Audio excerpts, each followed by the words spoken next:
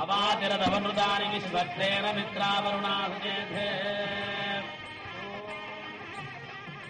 రాజాధిరాజాయ ప్రసజ్ఞదాయినే నమో వయం వై శ్రవణాయ గున్మహే నమే కామాయ మహ్యం కామేశ్వరో వై శ్రవణో దదాతు కుబేరాయ వై శ్రవణాయ. శ్రీనివాస్ శర్మ గారికి కూడా మరి దుశ్శాలతో సత్కరిస్తారు. అలాగే వేణుగోపాలాచారి గారిని కూడా శాలతో సత్కరించవలసిందిగా కోరుతున్నాం.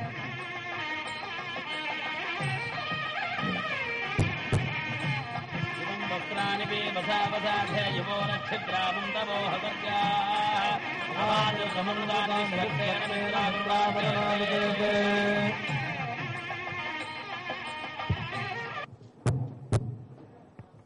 జయనామ సంవత్సర ఉగాది పంచాంగ శ్రవణం ఇప్పుడు జరుపుకుంటున్నాం. ఓం విఘ్నధ్వాంత నివారణైక ధరణి విఘ్నాటవీ హవ్యవాడ్ విఘ్నవ్యాళకుల ప్రమత్త గరుడో విఘ్నేప పంచానన విఘ్నోత్తంగగిరి ప్రభేదనగిరి విఘ్నాధికుంభోద్భవ విఘ్నాఘౌ గగన ప్రచండ పవనో విఘ్నేశ్వర పాతు నః. ఓం దేవీం వాచమజనయంత దేవాస్తాం విశ్వరూపా పదవో వదంతి సానామంద్రేషమూర్జుందుహాన ధేనుర్వాగస్మానుపసుష్టదయత్ అయం ముహూర్తస్సు ముహూర్తో అస్తు. శ్రీకళ్యాణ గుణావహం రిపుహరం దుస్వప్న దోషాపహం గంగా స్నాన విశేష పుణ్యఫలదం గోదాన తుల్యం నృణాం ఆయుర్వృద్ధితముత్తమం శుభకరం సంతాన సంపత్ప్రదం నానాకర్మసు సాధనం సముచితం పంచాంగమాకర్ణ్యతాం.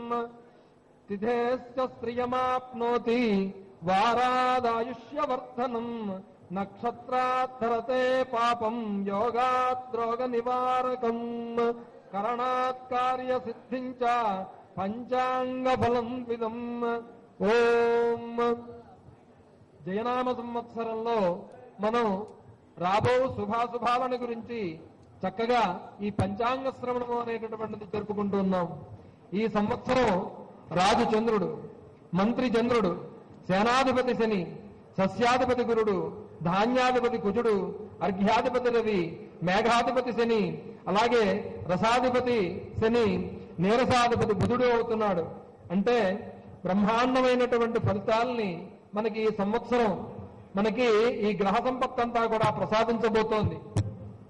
కారణం ఏమిటి అంటే గ్రహగతులన్నీ కూడా చాలా చక్కగా ఉన్నందువల్ల అద్భుతమైనటువంటి ఫలితాలన్నీ కూడా మనం పొందబోతూ ఉన్నాం. ఎందువల్ల అంటే ఈశ్వరో నిత్య కాలాత్మ అని మనకి వేదం చెప్తోంది. ఈశ్వరుడు అంటే ఆద్యంతములు లేనటువంటి మహోన్నతమైనటువంటి దేవదేవుడే పరమేశ్వరుడు. అలాంటి పరమేశ్వరుడు కాలస్వరూపం. అలాంటి కాలస్వరూపుడైనటువంటి అనంత నామధేయుడైనటువంటి భగవంతుడికి మనస్ఫూర్తిగా పాదాలని బట్టి మనం ప్రార్థన చేస్తూ ఈ ఉగాది పంచాంగ శ్రవణాన్ని మనం ప్రారంభించుకుంటూ ఉన్నాం. ఎందువల్ల అంటే ఉగాది మన తెలుగు వారందరికీ కూడా ప్రధానమైనటువంటి తొలి పండగ.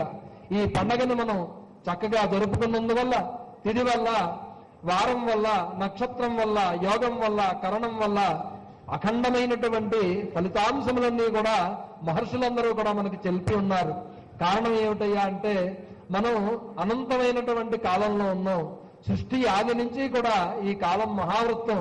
ఈ మహావృత్తమైనటువంటి కాలంలో అల్పమైనటువంటి జీవితాన్ని కలుపుకున్నటువంటి ప్రతి వ్యక్తి కూడా అల్పత్వాన్ని గుర్తిస్తూ మనం అనంతుడైనటువంటి ఆ కాలపురుషుడైనటువంటి పరమాత్మకి మనం ప్రార్థన చేస్తూ రాబో శుభాశుభాల్ని మనం ఈ ప్రకారంగా మనం తెలుసుకునేటటువంటి ప్రయత్నం చేద్దాం. మానవులలో ఉండేటటువంటి సహజంగా నిరాశ నిస్పృహలను తొలగించేటటువంటి మహోన్నతమైనటువంటి పండగే ఉగాది పండగ. అనేకమైనటువంటి దివ్య అనుభూతులకి నాందీవాచకంగా వస్తుంది తొలి పండగగా ఈ ఉగాది. వసు చక్రవర్తి మొదలైనటువంటి మహారాజులందరూ కూడా ధరణీతలాన్ని ధర్మబద్ధంగా వెళ్ళినటువంటి మహానుభావులందరూ కూడా ఈ ధరణి తలాన్ని పరిపాలించారు. అందులో ఇంద్రో విశ్వస్య రాజతి అని మనకి వేదం చెప్తోంది. ఇంద్రుడు ఈ ధరణి తలాన్ని పరిపాలించినటువంటి మహానుభావుడు. రావణాసురుడు యొక్క వధానంతరం శ్రీరామచంద్రుడు సీతా లక్ష్మణ సమేతుడై అయోధ్య నగరానికి వచ్చి పరిపాలనా పగ్గాలు చేపట్టినటువంటి మహోన్నతమైనటువంటి పర్వదినమే ఉగాది పర్వదినము అని మనం తెలుసుకుంటూ ఉన్నాం. కాలతంత్రంలో కూడా ఈ విధంగానే చెప్పారు మహానుభావులు. పంచభూతాలు అనేటటువంటివి ఏమిటి అంటే గాలి, నీరు, నిప్పు మొదలైనటువంటివన్నీ కూడా పంచభూతాలు. భగవంతుడికి అత్యంత స్నేహితులు. ఈ పంచభూతాల ద్వారానే సృష్టి అనేటటువంటిది బ్రహ్మాండమైనటువంటి రచనగా భగవానుడు చేస్తూ ఉన్నాడు. అంటే అష్టదిక్పాలకులని, ఆదిత్యాది నవగ్రహాలని, పంచలోక పాలకుల్ని నియమించినటువంటి భగవానుడు ఈ సృష్టినంతని కూడా చైత్ర శుక్ల పాడ్యమి నాడు అంటే ఈ రోజునే బ్రహ్మగారు సృష్టిని ప్రారంభించారు అని మనకి వేదాది పురాణాల ద్వారా మనకి తెలుస్తోంది. అంటే సప్త మహర్షులందరూ కూడా మఖా నక్షత్రంలో ప్రవేశించడం, ఈ సృష్టి అంతా కూడా ప్రారంభం అవడం అనేటటువంటిది ఒకేసారి జరిగింది అని కాలతంత్రం ద్వారా మనకు తెలుస్తోంది. కాలోస్మి లోకక్షయకృత్ ప్రవృత్త అంటూ శ్రీకృష్ణ పరమాత్మ అయినటువంటి ఆ గీతాచార్యుడు భగవద్గీతలో స్వయంగా చెప్పాడు. అంటే కాలంలో పుట్టినటువంటి ప్రతి ప్రాణి కూడా కాలంలో కరిగిపోతూ ఉంటుంది. కాలాతీతుడైనటువంటి వాడు భగవానుడు ఒక్కడే అని మనకి తెలుస్తూ ఉన్నది. జయనామ సంవత్సరం అంటేనే జయం. ఈ గత సంవత్సరం మనం ఇదే వేదిక మీద వైఎస్ఆర్సీపీ కేంద్ర కార్యాలయంలో విజయమ్మ గారి నేతృత్వంలో చక్కగా ఈ విజయనామ సంవత్సర ఉగాదిని జరుపుకున్నాం. ఇప్పుడు తదుపరి సంవత్సరంగా వచ్చినటువంటిది జయనామ సంవత్సరం. ఈ జయనామ సంవత్సరం అనేటటువంటిది మనం ఈ రాష్ట్ర రాజకీయ అవనిక మీద మనం రాజకీయ ముఖ చిత్రాన్ని కనుక పరిశీలించినట్లయితే జయ జయ ధ్వానాలు అనేటటువంటి మిన్నుంటాయి. చక్కగా విజయం అనేటటువంటిది లభిస్తుంది. ప్రజలందరూ కూడా సుఖ సంతోషాలతో ఉంటారు. పాడి పంటలు అనేటటువంటివి సమృద్ధిగా ఉంటాయి. రాజు పాదం శుభప్రదమైనటువంటి పాదాన్ని కనుక కలిగి ఉంటే మనకి వర్షాలన్నీ కూడా చక్కగా సకాలంలో పడతాయి. రైతన్నలందరికీ కూడా బ్రహ్మాండమైనటువంటి సిరులు కురుస్తాయి. మనం ఆంధ్రదేశం అంతటా కూడా భాగ్య నగరాలు అనేకంగా నిర్మించుకోవడం అనేటటువంటిది జరుగుతుంది అని మనకి ఈ ఉగాది పంచాంగం ద్వారా తెలుస్తోంది. మనం ప్రధానంగా పొద్దున్నే లేచిన వెంటనే సూర్యనారాయణమూర్తికి నమస్కారం చేస్తాం. సూర్య ఆరాధన అంటే సంధ్యావందనము అంటారు పెద్దలు. సంధ్యావందనము అంటే సంధ్యాకాలానికి నమస్కారం చేయడం. ఆ సంధ్యాకాలంలో చేసేటటువంటి సూర్య పూజకి మనం చేసేటటువంటి ప్రధానమైనటువంటి మంత్రాలు ఏమిటి అంటే అంతా కూడా కాలారాధన. అంటే మహాకాలాన్ని మనం సంస్మరించుకుంటూ చేసేటటువంటి ఆరాధనే కాల ఆరాధనే సూర్య ఆరాధన. స్వస్తి శ్రీ చాంద్రభానేన ప్రభవాది షష్ఠి సంవత్సరాణాం మధ్యే వైవస్వతమన్వంతరే కలియుగే ప్రథమ పాదే జంబూద్వీపే భరతవర్షే భరతఖండే మేరోర్దక్షిణ దిగ్భాగే శ్రీశైలస్య ఈశాన్య ప్రదేశే అంటూ మనం చక్కగా బ్రహ్మాండమైనటువంటి మహాసంకల్పం చెప్పుకుంటాం. ఈ యొక్క తిథివార నక్షత్ర యోగకరణాలు పూజలో చెప్పాల్సినటువంటి పని ఏమిటి అని మనం ప్రశ్న వేసుకుంటే దానికి మహర్షులందరూ కూడా సమాధానం చెప్పారు. ఏమిటి అంటే అనంతమైనటువంటి కాలం, ఈ అనంతమైనటువంటి మహాచక్రం, ఈ కాల పురుషుడి యొక్క ఈ చక్రం అనేటటువంటిది అలా నిరంతరం పరిభ్రమిస్తూ ఉంటుంది. ఈశ్వరో నిత్యకాలాత్మ అన్నారు. ఈ కాలం అనేటటువంటిది అఖండ దైవస్వరూపం. అది కాలానికి కాలం గమనశీలమైనటువంటిది. కాలం అలా తిరుగుతూ ఉంటుంది. తిరిగే కాలానికి లోబడి అందరూ కూడా కాలం కంటే పరమ పవిత్రమైనటువంటిది మన జీవితంలో ఏదీ లేదు. ఏదైనా ఒకటి పోగొట్టుకున్నప్పటికీ కూడా మళ్ళా మనం తిరిగి సంపాదించుకోగలం. కానీ పోయిన కాలాన్ని మాత్రం మనం సంపాదించుకోలేము. కాలం అత్యంత విలువైనటువంటిది. సరి అయినటువంటి కాలంలో సరి అయినటువంటి నిర్ణయాలు తీసుకున్న వాడే ఉత్తమమైనటువంటి పురుషుడిగా అతని యొక్క వ్యక్తిత్వం అంతా కూడా బ్రహ్మాండంగా ఉంటుంది. సరి అయినటువంటి కాలంలో సరి అయినటువంటి నిర్ణయాలు తీసుకోవడం అనేటటువంటిది జీవితాన్ని చరితార్థం చేసినటువంటి పరిస్థితులు ఉంటాయి.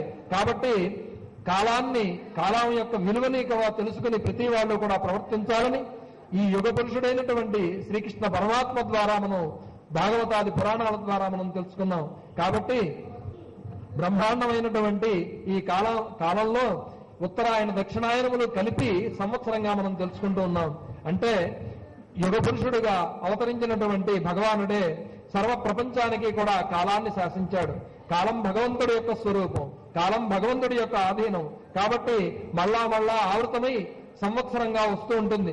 అనంతమైనటువంటి కాలం కాలచక్రంగా పరిక్రమిస్తూ ఉంటుంది. మధుశ్చ మాధవశ్చ వాసంతికాహృతు అని మనకి వేదం చెప్తోంది. అంటే మధుమాసము అన్నారు మొదటి మాసాన్ని. చైత్ర వైశాఖ మాసములు వసంత ఋతువు, చెట్లు చిగుర్చి పువ్వులు పూయును అని మనకి చిన్నప్పుడు చదువుకున్నాం. అంటే మధుమాసం అన్నారు. మధుమాసం అంటే చక్కగా అందరి గుండెలు కూడా చక్కగా నవనవోన్మేషంగా ఉంటుంది. ప్రకృతి అంతా కూడా పులకరించిపోతూ ఉంటుంది. చెట్లు చేమలు మొదలైనవన్నీ కూడా మనం చూస్తూ ఉంటే పండగ వేళల బుక్కాలు చల్లుకోవడం అనేటటువంటిది మనకు సాంప్రదాయం. ఈ చెట్లు చేమలు అన్నీ కూడా రకరకాలైనటువంటి పుష్పాలతో, రకరకాలైనటువంటి రంగులతో ఒకరి మీద ఒకరు పుష్పమాలికలు, రకరకాలైనటువంటి బుక్కాలు చల్లుకుంటున్నాయా అన్నట్టుగా ప్రకృతి అంతా కూడా పరవశించి ఉంటుంది. కాబట్టి మధుశ్చ మాధవశ్చ వాసంతికాహృతు అని వేదం చెప్తోంది. ఈ వ్యాసం కాలంలో చక్కగా చలివేంద్రాలు మొదలైనవన్నీ కూడా మనం ఏర్పాటు చేసుకుంటాం. ఈ చక్కనైనటువంటి వసంత కాలంలో అగ్నిశ్చమ ఇంద్రశ్చమే సోమశ్చమ ఇంద్రశ్చమే అంటూ మనకి నమ్మకంలో అనేకమైనటువంటి మంత్రాల ద్వారా మనం తెలుసుకునేటటువంటిది ఏమిటి అంటే చక్కగా ప్రకృతి శక్తుల యొక్క ఆరాధనే మానవ జీవితంలో బ్రహ్మాండంగా ఉపయోగపడుతుందని మనకి తెలుస్తుంది. చైత్ర వైశాఖ మాసాలు బ్రహ్మాండమైనటువంటి స్థితిని కలిగి ఉంటాయి. ఈ కాలంలోనే ఋతుధర్మాలన్నీ కూడా చక్కగా పరిడివెళ్లుతూ ఉంటాయి. కొత్త ధనంతో ఈ ప్రపంచం అంతా కూడా చక్కనైనటువంటి పటిమ అనేటటువంటిది ఉంటుంది. ఉగాది అంటేనే వసంత ఋతువు. ఈ వసంత ఋతువులో బ్రహ్మాండమైనటువంటి షడ్రుచుల సమ్మేళనంతో ఉగాది పచ్చడిని తయారు చేస్తారు. 6 రుచులతో, అంటే కష్ట సుఖాలకి ప్రతీకగా మనకి ఉగాది అనేటటువంటిది తెలుస్తుంది. ప్రతి మానవ జీవితంలోనూ కూడా కష్టాలు సుఖాలు ఉంటాయి. మనం ప్రత్యేకంగా పరిశీలించినట్లయితే మనకి జీవితంలో కష్టాలు వచ్చినప్పుడు కుంగిపోకూడదు, సుఖాలు వచ్చినప్పుడు మితిమీరి ప్రవర్తించకూడదు. కాబట్టి జీవితంలో సమన్వయం అనేటటువంటిది చేసుకుంటూ చాలా చక్కగా ఎదరికి వెళ్ళాలి అనేటటువంటిదే వేదం చెప్తోంది. శతాయుర్ వజ్రదేహాయ సర్వసంపత్కరాయత సర్వారిష్ట వినాశాయ నిమ్మకుసుమ భక్షణం అని వేదం చెప్తోంది. షడ్రుచుల సమ్మేళనంగా తయారు చేసినటువంటి ఉగాది పచ్చడిని సేవిస్తే చక్కనైనటువంటి బ్రహ్మాండమైనటువంటి ఆరోగ్యాన్ని పొందుతాం. నవనవోన్మేషంగా మనస్సంతా కూడా పనిచేస్తూ ఉంటుంది. మంచి చెడు అనేటటువంటిది మనం విచక్షణ అనేటటువంటిది తెలుసుకోగలం. తద్వారా ఉగాది అనేటటువంటిది ప్రభవాది 6 సంవత్సరాణం మధ్యే అన్నారు. ప్రభవనామ సంవత్సరం నుంచి అక్షయనామ సంవత్సరం వరకు 60 సంవత్సరాలు కూడా తిరుగుతూ ఉంటాయి. అంటే ప్రతి సంవత్సరము కూడా కాలపురుషుడికి షష్ఠి పూర్తిగానే మనకి తెలుస్తూ ఉంటుంది. అంటే షష్ఠి పూర్తికి జీవితంలో బ్రహ్మాండమైనటువంటి విలువ ఉంది. కాబట్టి ప్రతి సంవత్సరం కూడా మనం ఈ చక్కగా కాలగతిలో బ్రహ్మాండమైనటువంటి ఈ ఉగాదిని జరుపుకుంటూ ఉండడం వల్ల రాబోయేటటువంటి సుఖాలని, రాబోయేటటువంటి అనేకములైనటువంటి విషయాల్ని పంచాంగం ద్వారా తెలుసుకుంటూ ఉంటాం. కాబట్టి సమాజానికి పనికి వచ్చేటటువంటి కర్మల్ని, సత్కర్మల్ని చేస్తూ మనకి గతంలో జరిగినటువంటి అనుభవాలన్నింటినీ గుర్తు చేసుకుంటూ చెడు అనేటటువంటిది జరగకుండా చూసుకుంటూ కాలాన్ని సద్వినియోగం చేసుకుంటూ ఎదరికి వెళ్ళడం అనేటటువంటిది ఉగాది పంచాంగ శ్రవణం ద్వారా మనం బ్రహ్మాండమైనటువంటి రీతిలో అనేకములైనటువంటి కార్యక్రమాలు, నూతన కార్యక్రమాలు చేపట్టడానికి అవకాశంగా మనకు తెలుస్తోంది. కాబట్టి ఇక రాజకీయ ముఖచిత్రాన్ని కనుక మనం పరిశీలించినట్లయితే ఈ వైఎస్ఆర్సీపీ జగన్ గారి పార్టీ అద్భుతమైనటువంటి ఉజ్వలమైనటువంటి భవిష్యత్తుని కలిగి ఉన్నటువంటి ఏకైక పార్టీగా మనకు తెలుస్తోంది. ఎందువల్ల అంటే రాష్ట్రంలో అనేకములైనటువంటి పార్టీలు ఉన్నాయి. ఏ పార్టీకి కూడా లేనటువంటి క్రెడిబిలిటీ అనేటటువంటిది ఒక వైఎస్ఆర్సీపీకి మాత్రమే సొంతం. కారణం ఏమిటయ్యా, మనం ఇంత గట్టిగా మనం ఎలా చెప్పుకోగలుగుతున్నాము అనేటటువంటిది కనుక మనం పరిశీలించినట్లయితే గ్రహగతులన్నీ కూడా మనకి అనుకూలంగా ఉన్నాయి. విజయనామ సంవత్సరంలో మనం ఉగాది పంచాంగ శ్రవణాన్ని కనుక మనం గుర్తు చేసుకుంటే జగన్ గారు అతి త్వరలో బయటకు వస్తారు అని చెప్పాం. అలాగే ఆయన అతి త్వరగా బయటికి రావడం జరిగింది. మన మధ్యన అనేకములైనటువంటి ప్రజా సమస్యల మీద ఆయన అలుపెరగని పోరాటం చేశారు. మనం రాష్ట్ర ప్రజలందరూ కూడా విజయమ్మ గారికి ఇతోధికమైనటువంటి మద్దతు లభిస్తుంది అని చెప్పుకున్నాం. కారణం ఏమిటి అంటే ప్రజలందరూ కూడా ప్రజా సమస్యల మీద చక్కగా సరి అయినటువంటి సమయంలో సరి అయినటువంటి నిర్ణయం తీసుకున్న వాడే రాజకీయ నాయకుడిగా చలామణి అవుతాడు. అది మనకి గ్రహాలు చెబుతున్నాయి. అలాగే గతంలో జరిగినటువంటి పరిస్థితులన్నీ కూడా మనం నెమరు వేసుకుంటే మనకి తెలిసేటటువంటిది ఏమిటి అంటే మన వైఎస్ఆర్ సిపిని మాత్రమే అన్ని పార్టీలు కూడా కాపీ కొట్టాయి. ఏ పోరాటం చేసినప్పటికీ కూడా ప్రజా పోరాటాల్లో ముందుండి ప్రజల యొక్క సమస్యల్ని తన సమస్యగా గుర్తించి బ్రహ్మాండమైనటువంటి పోరాటాలు చేసి ప్రజల యొక్క హృదయాల్లో తిరుగులేనటువంటి శాశ్వత ముద్ర వేసినటువంటి ఏకైక పార్టీ వైఎస్ఆర్ సిపి. కాబట్టి అలాంటి వైఎస్ఆర్ సిపికి ఇప్పుడు రాబోయేటటువంటి ఎన్నికల్లో ప్రజలందరూ కూడా బ్రహ్మరథం పట్టడానికి సిద్ధంగా ఉన్నారు అని మనకి గ్రహగతుల ద్వారా తెలుస్తోంది. గురుడు అత్యంత అనుకూలంగా ఉన్నాడు. రాహుకేతువులు అందరూ కూడా శుభగ్రహమైనటువంటి వీక్షణలతో ఉన్నారు. రవి సంపూర్ణమైనటువంటి అనుకూలంగా ఉన్నాడు. చంద్రుడు సర్వ శుభాల్ని కూడా కలిగించేటటువంటి పరిస్థితులు ఉన్నాయి. అలాగే కుజుడు మనకి సర్వదా అనుకూలంగా ఉన్నందువల్ల ఈ వైఎస్ఆర్ సిపికి 140 నుంచి 145 స్థానాల్లో అఖండమైనటువంటి మెజార్టీని సాధించి తిరుగులేని సుస్థిర ప్రభుత్వాన్ని ఆంధ్ర ప్రజలందరికీ కూడా బ్రహ్మాండమైనటువంటి రీతిలో సుస్థిర పరిపాలనని అందించేటటువంటి ఏకైక పార్టీగా అవతరిస్తుంది. అనేక పార్టీలు కనుమరుగైపోతాయి. కాబట్టి ఆయన తీసుకున్నటువంటి నిర్ణయానికి సర్వదా కూడా గ్రహగతులన్నీ కూడా అనుకూలంగా ఉన్నాయి. అలాగే బ్రహ్మాండమైనటువంటి ఒక శుభసూచకం ఏమిటి అంటే వర్షాలన్నీ కూడా సకాలంలో పడతాయి. రైతన్నలందరికీ కూడా సిరులు కురుస్తాయి. అలాగే కరెంటు కష్టాలు అనేటటువంటివన్నీ కూడా ఆంధ్రదేశానికి తీరిపోతాయి. ప్రజలందరూ కూడా సుఖ సంతోషాలతో ఉంటారు. చల్లని గాలి వీస్తుంది. ప్రజలందరూ కూడా బ్రహ్మాండమైనటువంటి రీతిలో శుభప్రదమైనటువంటి రాజు సరి అయినటువంటి లక్షణాలతో రాజలక్షణాలతో కనుక రాజు ఉంటే మనకి సర్వదా శుభాలు జరుగుతాయి అనేటటువంటిది మనకు తెలుస్తోంది. ఈ వైఎస్ఆర్ సిపి జాతక పరిశీలన అనేటటువంటిది కనుక చేస్తే గ్రహగతులన్నీ కూడా బలంగా ఉన్నందువల్ల మనకి వేరేటటువంటి పార్టీకి తేడా ఏమిటి అంటే వేరే పార్టీలన్నీ కూడా గతంలోనే వైఎస్ఆర్ సిపి చేతిలో డిపాజిట్లు సైతం పూర్తిగా ఓడిపోయి నిర్వీర్యమైపోయి వాళ్ళందరూ కలిసికట్టుగా వచ్చినా విడివిడిగా వచ్చినా వాళ్ళందరూ చిత్తుగా ఓడిపోవడం ఖాయము అని తెలుస్తోంది. కాబట్టి ఏ మాత్రము కూడా భయపడాల్సినటువంటి అవసరం లేదు. విజయం అంతా కూడా ఒకవైపే ఉంది. అది ధర్మం మనవైపు ఉంది. వైఎస్ఆర్ సిపి పక్షంలో ఈ గ్రహగతులన్నీ కూడా అనుకూలంగా ఉన్నాయి. కాబట్టి వైఎస్ఆర్ సిపికి వ్యతిరేకంగా పోటీ చేసేటటువంటి ఆ పక్షాలన్నీ కూడా ఓడిపోవడం ఖాయం. వాళ్ళు ఎన్ని మీటింగులు పెట్టుకుని ఎన్ని పొత్తులు కుదుర్చుకున్నప్పటికీ కూడా ఓటమి అనేటటువంటిది వారికి రాసిపెట్టి ఉంది. దాంట్లోంచి ఎవరూ కూడా తప్పించుకోలేరు. కాబట్టి పొత్తులన్నీ వికటించడం ఖాయం. ఇది జరిగేటటువంటిది ఓటు ట్రాన్స్ఫర్ అనేటటువంటిది వాళ్ళకి జరగదు. బ్రహ్మాండమైనటువంటి ఓట్ బ్యాంక్ ఉన్నటువంటి వైఎస్ఆర్ సిపి అఖండమైనటువంటి మెజార్టీతో పరిపాలన పగ్గాలు చేపడుతోంది. ప్రజలందరూ కూడా అతి త్వరలోనే భోగి పండగని అలాగే కామదహనాన్ని మళ్ళా చేయడానికి సిద్ధంగా ఉన్నారు.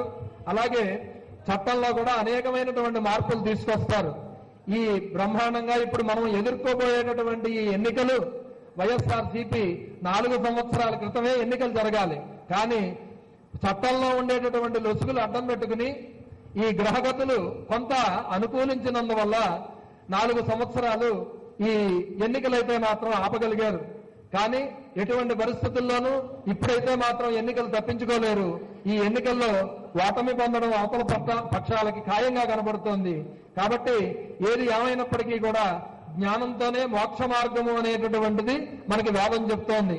అలాగే దాన ధర్మాలు ప్రజల యొక్క సమస్యల్ని పట్టించుకోవడంలోనే కీర్తి ప్రతిష్టలు ఉంటాయని మనకి కీర్తిదేశులు రాజశేఖర రెడ్డి గారి యొక్క జీవితాన్ని కనుక పరిశీలించినట్లయితే ప్రజల గురించి ఆలోచించినటువంటి మహానుభావుడు కాబట్టి మనకి ఈ రోజుని బ్రహ్మాండమైనటువంటి బ్రహ్మరథం పడుతున్నారు. కాబట్టి కీర్తి ప్రతిష్టలు వచ్చాయి అంటే కారణం ఏమిటి అంటే సామాన్యుడి గురించి ఆలోచించినటువంటి మనసున్న మహారాజు కాబట్టే బ్రహ్మాండమైనటువంటి కీర్తి ప్రతిష్టలు ఈ రోజు వైఎస్ఆర్సీపీకి సొంతంగా ఉన్నాయి. కాబట్టి శౌర్య పరాక్రమాలు అంటే ఎన్నికలకి భయపడకూడదు. భయపడినటువంటి వాళ్ళకి విజయం లభించదు. కాబట్టి ఎప్పుడంటే అప్పుడు ప్రజా పోరాటాలు చేసినటువంటి ఏకైక పార్టీగా ఉంది. కాబట్టి రవి అనుకూలిస్తున్నాడు, గురుడు అనుకూలిస్తున్నాడు, కుజుడు అనుకూలిస్తున్నాడు. మనకి శుక్రగ్రహం యొక్క ఆకర్షణ అనేటటువంటిది అమితంగా ఉంది. కాబట్టి ఎటువంటి పరిస్థితుల్లోనూ కూడా విజయం అనేటటువంటిది తథ్యం. అలాగే బ్రహ్మాండమైనటువంటి ఇంకొక విశేషం ఏమిటయ్యా అంటే అనేకములైనటువంటి సుగుణాలన్నీ కూడా పార్టీ పరంగా గాని గ్రహగతుల పరంగా గాని అన్నీ కూడా చాలా అనుకూలంగా ఉన్నందువల్ల గెలుపు అనేటటువంటి తథ్యంగా తెలుస్తోంది. భారతీయ పరిస్థితులన్నీ కూడా గమనించినట్లయితే వార్ధక్యే ముని ఐషిణం అంటారు. వార్ధక్యంలో ఎవరు కూడా రాజకీయాలు అనవసరం, బ్రహ్మాండమైనటువంటి కృష్ణారామ అనుకుంటూ భగవత్ సేవ అనేటటువంటిది చేసుకోవాలి. వార్ధక్యం వచ్చిన తర్వాత చేయాల్సినటువంటి పనులు చేయాలి తప్ప చక్కనైనటువంటి ప్రజాసేవ అనేటటువంటిది యువకుల చేతుల్లోకి వెళ్ళిపోతుంది. అలాగే మన మాట కంచు కంఠంలా మోగుతూ ఉండాలి.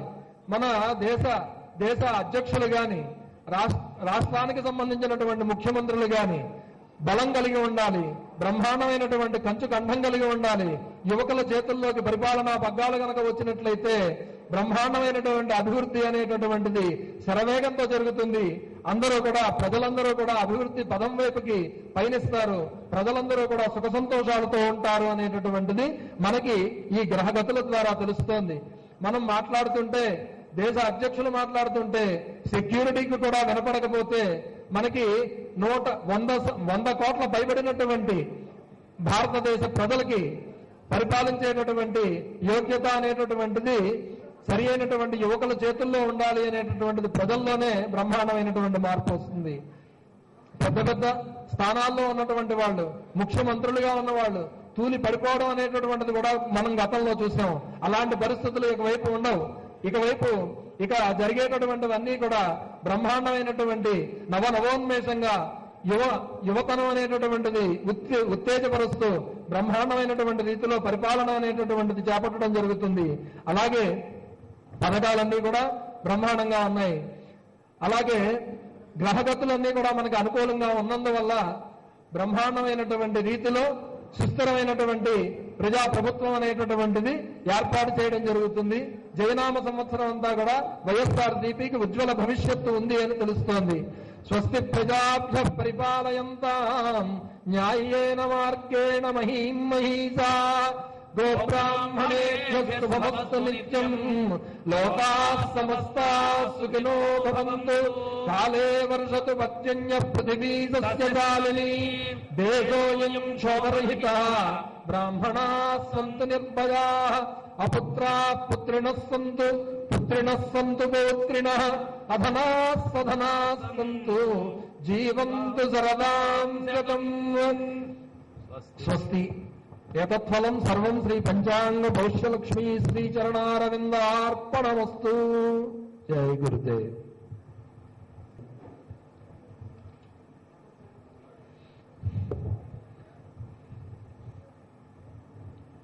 ఈ సంవత్సరం మేషరాశి వారికి ఆదాయం 14, వ్యయం అనేటటువంటిది 2, రాజపూజ్యం 4, అవమానం 5. కాబట్టి ఈ రాశి వారు ఆంజనేయ స్వామి వారికి కనుక పూజ చేసుకుంటే బ్రహ్మాండమైనటువంటి రీతిలో వారందరికీ కూడా మంచి జరిగేటటువంటి ప్రయత్నం జరుగుతుంది. అందరికీ కూడా చాలా బాగుంటుంది. వృషభ రాశి వారికి ఆదాయం 8, వ్యయం 11, రాజపూజ్యం 7, అవమానం 5. కాబట్టి ఈ రాశి వారికి విజయం అనేటటువంటిది బ్రహ్మాండంగా ఉంది. అలాగే మిథున రాశి వారికి ఆదాయం 11, వ్యయం 8, రాజపూజ్యం 3, అవమానం 1. కాబట్టి ఈ రాశి వారికి అన్ని విధాలా కూడా సర్వానుకూలంగా ఉంది. గ్రహగతులన్నీ కూడా బ్రహ్మాండంగా ఉన్నందువల్ల రాజకీయ రంగాల్లో ఉన్న వాళ్ళు విశేషంగా రాణిస్తారు. సినిమా పరిశ్రమలో ఏ రకమైనటువంటి నష్టాలు ఉండవు. కాకపోతే షేర్ మార్కెట్లు అనేటటువంటివి కొంత తగ్గుదల అనేటటువంటిది ఉంటుంది. బంగారం ధర మామూలుగానే పెరుగుతూ ఉంటుంది. కర్కాటక రాశి వారికి ఆదాయం 5, వ్యయం 8, రాజపూజ్యం 6, అవమానం 1. సింహరాశి వారికి ఆదాయం 8, వ్యయం 2, రాజపూజ్యం 2, అవమానం 1. సింహరాశి వారికి కూడా ఈ సంవత్సరం చాలా చక్కగా ఉందనే తెలుస్తోంది. కన్యారాశి వారికి ఆదాయం 11, వ్యయం 8, రాజపూజ్యం 5, అవమానం 4. తులారాశి వారికి ఆదాయం 8, వ్యయం 11. కాబట్టి తులారాశి వారందరూ కూడా ఆదాయ వ్యయాల్లో బ్యాలెన్స్ మాత్రం అవుట్ అవ్వకుండా చాలా జాగ్రత్తగా వాళ్ళు మేనేజ్మెంట్ కనుక చేసుకుంటే వారికి కూడా పరిస్థితి బాగుంటుంది.